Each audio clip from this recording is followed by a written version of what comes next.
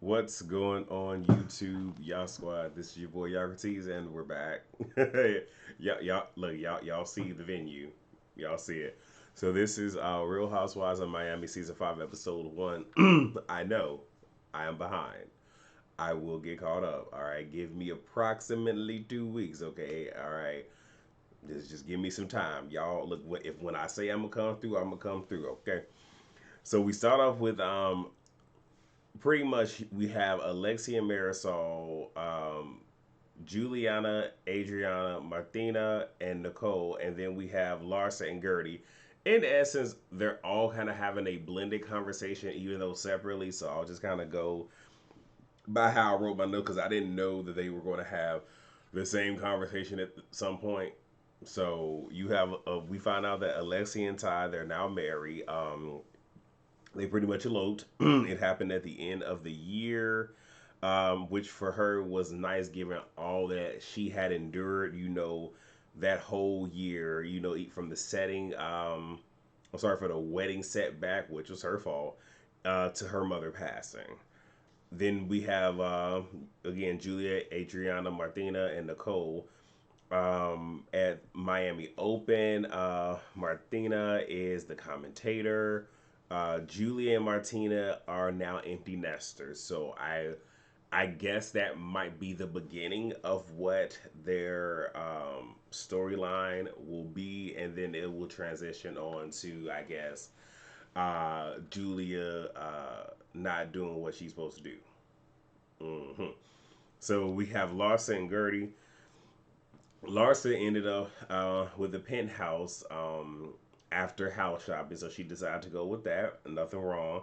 Larsa wants to throw a party, and Gertie, of course, will be the one to plan it. Gertie shares that her work life sometimes blend in with her personal life, and uses Alexia as an example, and saying how they were friends first, and then she feels that she only reaches out to her when it benefits her. And guess what, there are some people where the relationship is transactional and it's only one-sided, to where only one person is making withdrawals.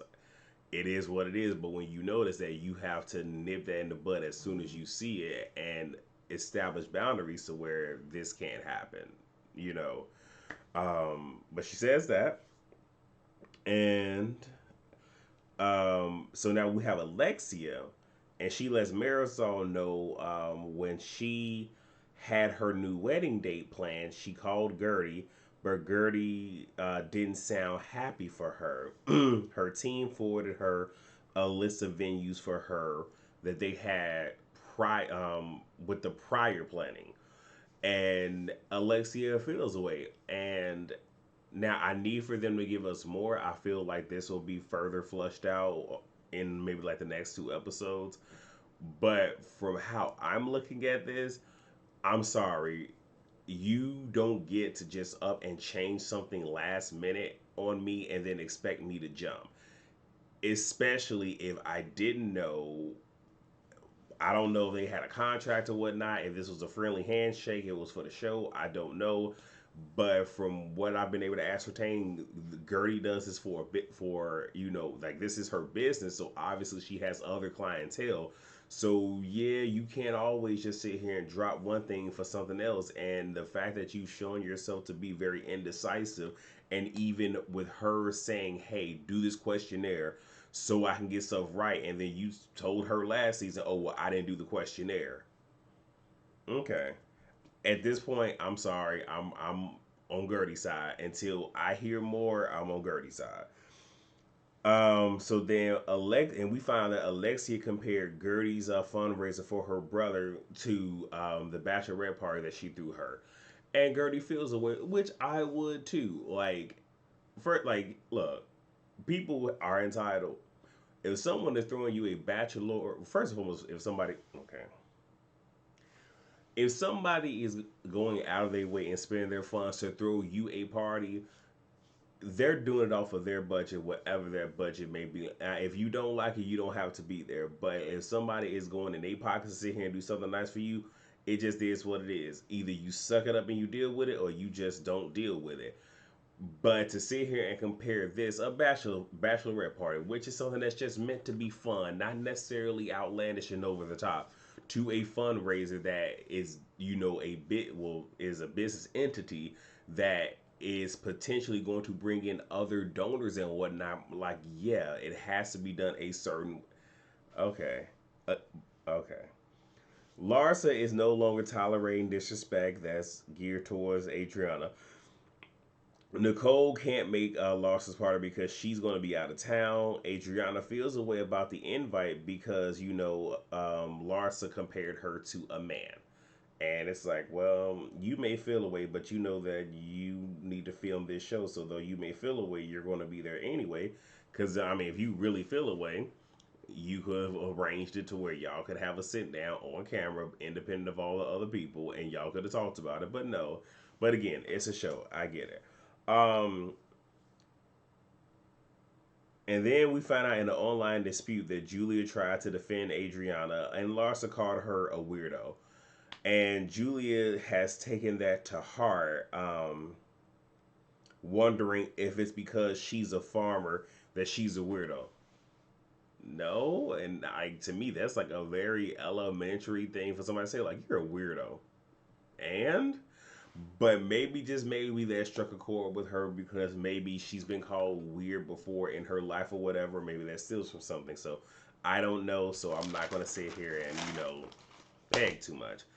And then we find out that because of that, Larsa unfollowed Julia. So now we got Lisa, Marisol, and Kiki. Lisa says she's not having relations much lately. It could be because a man's X drive. Y'all know I gotta be particular about how I say things. Even though I don't really care that much about the monetization and whatnot, but still, like, hey, let me get what I'm gonna get. And if you say too many curse words and whatnot, they want to get you. So, but a man's X drive goes down as they get older. And she says, her and Lenny are still attracted to each other. He looks better now than ever. He's been working out with the trainer and eating good. Lisa feels things are different between her and Lenny since New York. I'm sorry, between her and Larsa since New York, and found out she has a place in Miami from the invite. And then someone online had posted something about, I guess, the housing complex that Larsa lives in, and says that that's where the OnlyFans, drug dealers, pimps, and whatnot, stay. And Lisa feels that she will probably get slammed for repeating it, more than likely. Now I'm gonna say this: Lisa ain't stupid. So the fact that she kind of mentioned some of this when it came to Lenny is like, mm-hmm.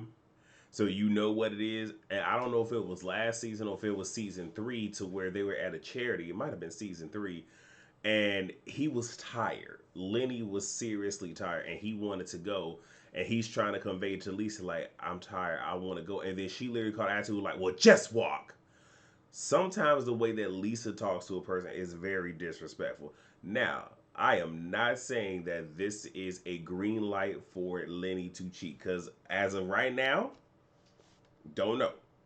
I don't, like I said, I'm gonna have to wait until we get to the actual part, because I don't know if he was cheating and then filed for divorce, or if he filed for divorce and then he started, dating, the train, not the train, the mistress. I don't know, but I have seen how Lisa speaks to him. And even in this episode, just some of what she was doing is just kind of like, but then he does talk to her crazy. It's just weird. But what I will say is, there, like, not, I can't say all the time because I don't want to paint with a broad brush, but the majority of the time there are signs, and you see signs. It's just you choose to be oblivious to the obvious. And at that point, that's a you problem, not a them problem. So anyway, Nicole is going on a trip for her friend's B day. We see that Anthony is now collecting cars and pulled up in a new Ferrari. Look, I ain't want to count nobody pockets, and I am not a car guy. Like, it's I'm just not, hell, I'm more of a, give me some high quality pots and pans and whatnot, like let me be in the kitchen and you like, that's me. Or with some, basic electronics.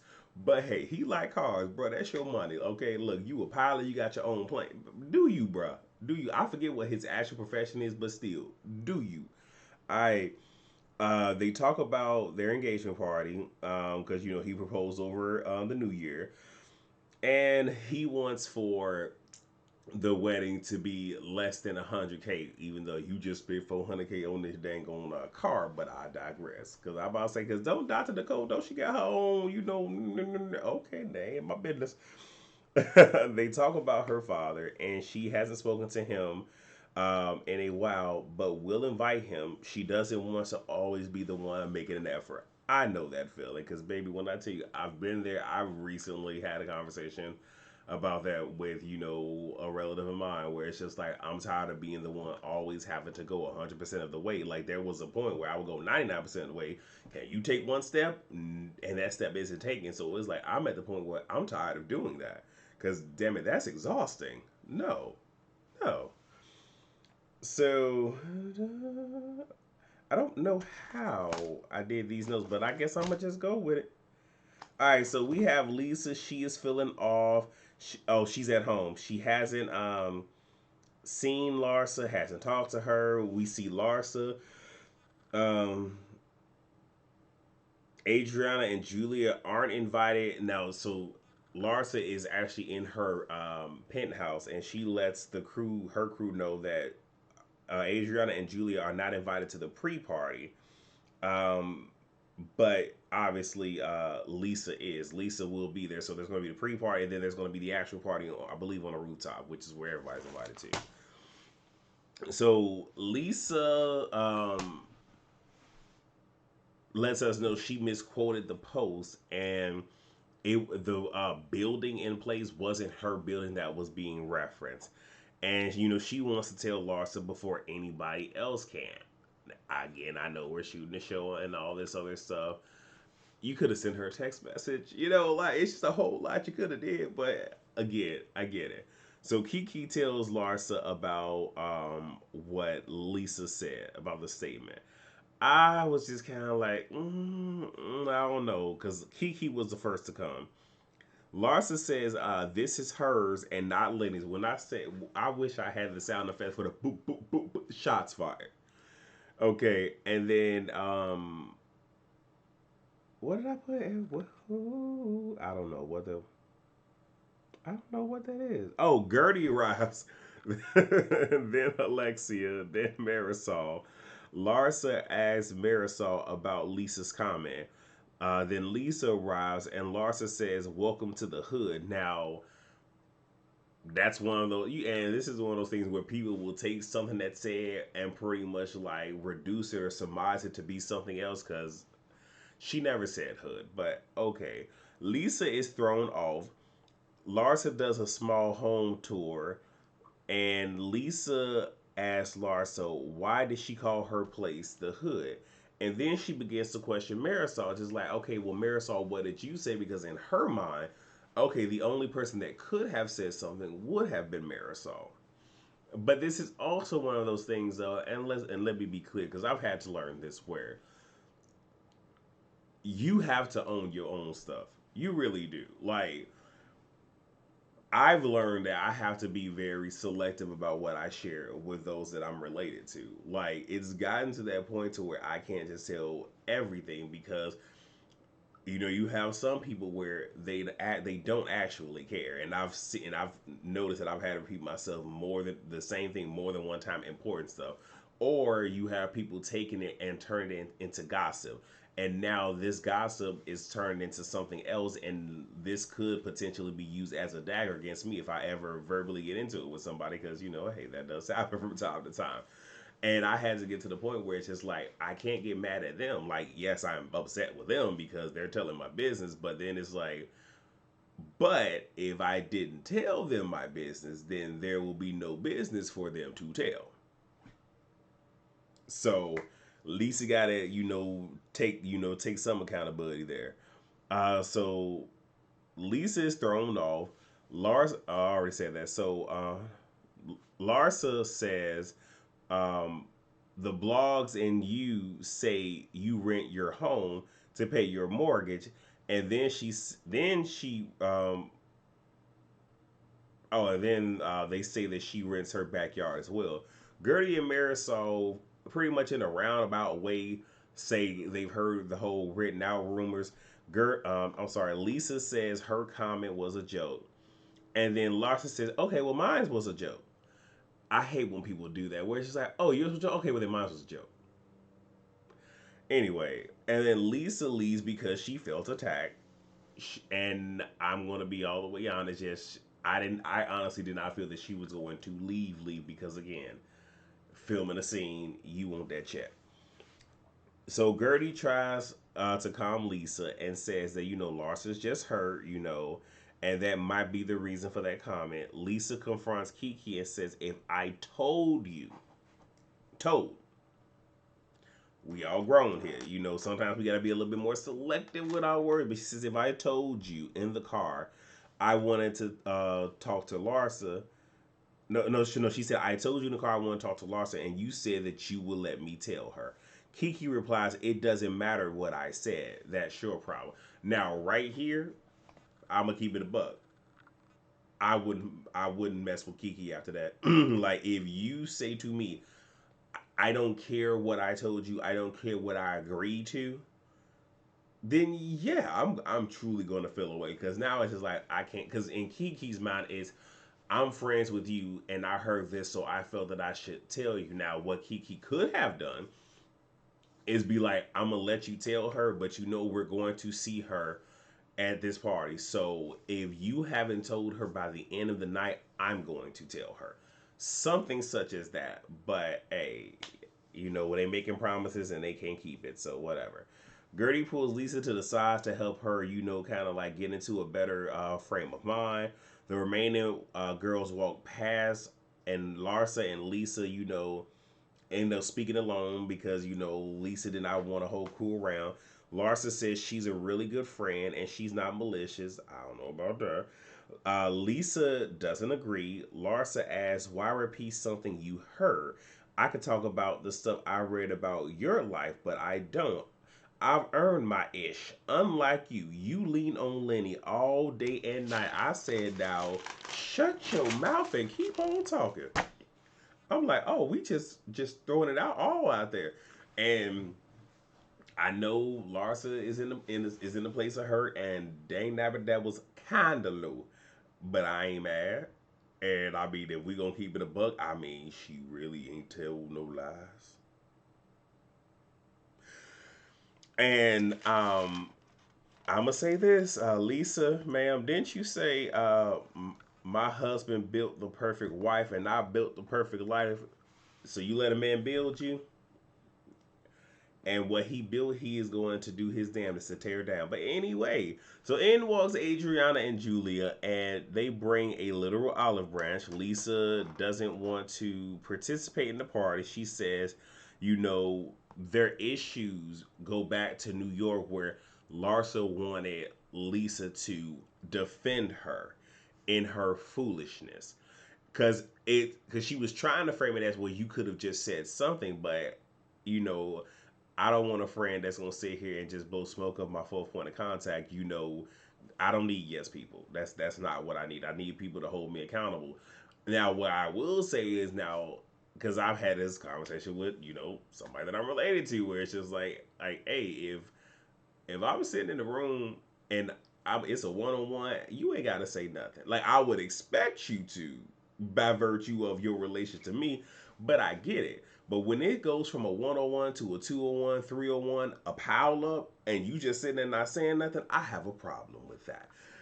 But that person told me that they don't feel they should have to say nothing. I'm like, cool, because again, I repay evil with evil. So when mofo's sitting up doing that, I'ma just sit. I'ma get up and grab a pot. Yeah, they say it about you. Yeah, okay, because this ain't about me. Anyway, all right. Larsa says, they're over it. They angrily say they're sorry. Larsa gives a roundabout apology to Adriana. Alexia and Gertie begin to talk, but then someone walks up, speaks to Alexia, and she pretty much cancels the I should say kills the conversation with Gertie. Gertie feels away. Larsa hugs Julia and says she wants to be friends. Adriana asks, it appeared in a joking way, do you regret calling me a grumpy old man and her a weirdo? Larsa says, do you regret calling me a million things? Larsa, do you really remember what she said? I mean, some of that was the OnlyFans. Anyway, not doing it. Larsa says, nope, said that. Lisa is telling Alexia and Gertie about the whole Kiki thing. Gertie is over because Gertie didn't heard her bring up Kiki about a good 5 times. I am under the assumption that she's drunk. And I'm not going to lie. There have been times that I have been drunk and, you know, I'm not done venting about something that had just happened, but I try to pick different people to vent to instead of saying the same exact thing to the same exact person because I know that can become taxing. And again, I've been on the receiving end of somebody doing that to me, and again, I just sit there, skin and grin, like mm-hmm. So I try not to do that. I try to be somewhat aware, even in my drunken state. So Marisol says to Lisa, Larsa appears to have gotten over it. You probably should too. I get that. I don't agree with it, but whatever. Lisa said she's on her she's on her cycle, so and they like, oh, okay, well maybe that's the reason. So then we get a scene with Lisa. She's in the kitchen. I forgot to write down Lenny's mother's name, but cooking with her, making some very Russian inspired dishes. Like I know that they made borscht, and it was probably something else too. They didn't say, so I don't know. Um, Lisa is locked out of the wine cellar and she is constantly pressing stuff. And at one point, Lenny yells at her. I understand the frustration. And should you yell? No, I understood. Because if you couldn't get in, you constantly pressing stuff is going to further mess something up. You could we don't even know if the security system is locked in it. Like it's a whole lot that could go wrong. You just sitting here playing around the type of stuff and whatnot. So Lisa wants to get back to doing Shabbat Fridays, which is just you want to get back to doing it.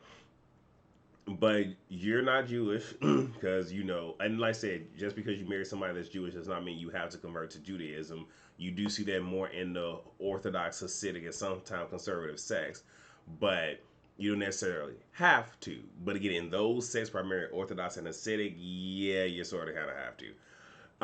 But it's like, so you want to get back to that. So have you really done it? And then because their children are Jewish, their oldest son, what was his name?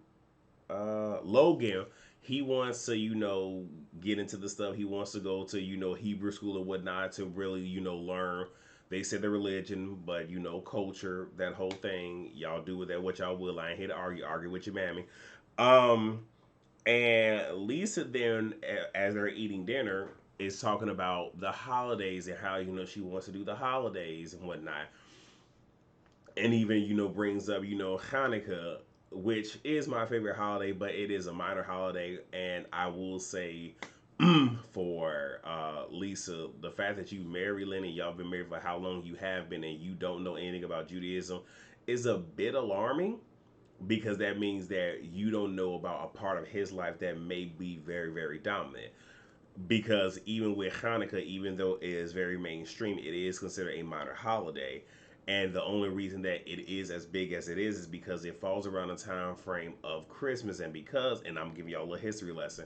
So because Christmas is very big and you have a lot of Jews that are, in various areas where Christmas is a big thing, they really feel that, hey, we might lose our children to Christianity all because of Christmas, which is then when they began to, do a little bit more for Hanukkah.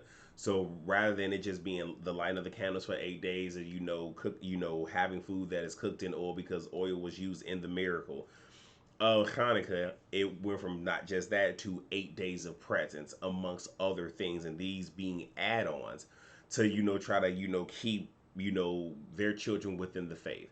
So stuff like that you probably should know. I mean, at least the holidays.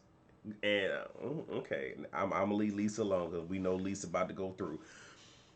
In the process of her talking about that, Lenny is, preoccupied and is prioritizing business because I guess because when he picked up the phone, I thought that he was texting, old girl, but he was texting the person that helps with their electrical stuff. So I guess that person gave them what he needed to do to fix the wine cellar. He goes, he fixes it. He comes back, he's like, okay, it's fixed. Lisa feels away because she's trying to talk and she's not being listened to. And then he reaches out to the person and let them know, like, hey, it works, thank you. And Lisa really feels slighted because it's like, I've been trying to say this for like the past like 3 different times tonight, and you're not listening. And look, if you trying to say, look, I've done that where I've tried to say the same thing. After the second time, I'ma just stop. Cause I'm like, okay, well, obviously it's not meant for me to talk about it, but Lisa does feel slighted. So, and then we see what happens in 3 weeks, like 3 weeks later, and then 5 weeks later, and it's about to go down. And that's pretty much it. Look, I don't do this in all my videos, but I try to leave y'all with some type of wisdom or whatever. And look, and I learned this from an old school fool. When you marry for in general, but especially if you marry for convenience and whatnot, and you are given an allowance and whatnot, what you need to do is, if whoever the dominant person is in the relationship, if they're buying you stuff, make sure it's stuff that appreciates and not depreciates in value. If they're giving you an allowance, you make sure that a portion of that is going into a savings account that that other person don't know nothing, or a checking account they know nothing about. And make sure that that mail is going to a PO box because they don't even know nothing about that. So if you ever have to leave, or if you about to be ushered on out, you have something to fall back on. And if you have the opportunity, try to have you some type of your own. And if you can help it, try not to, just depend solely upon the other person, even if you're trying to be kept. And that's all that I got. Hopefully, that didn't help somebody. So that's all that I have. You guys are going to get Love and Marriage DC after this. So thank you all so much for watching. Please rate, comment, subscribe, and share. My whole thing is blah. I'll talk to you guys later. Bye.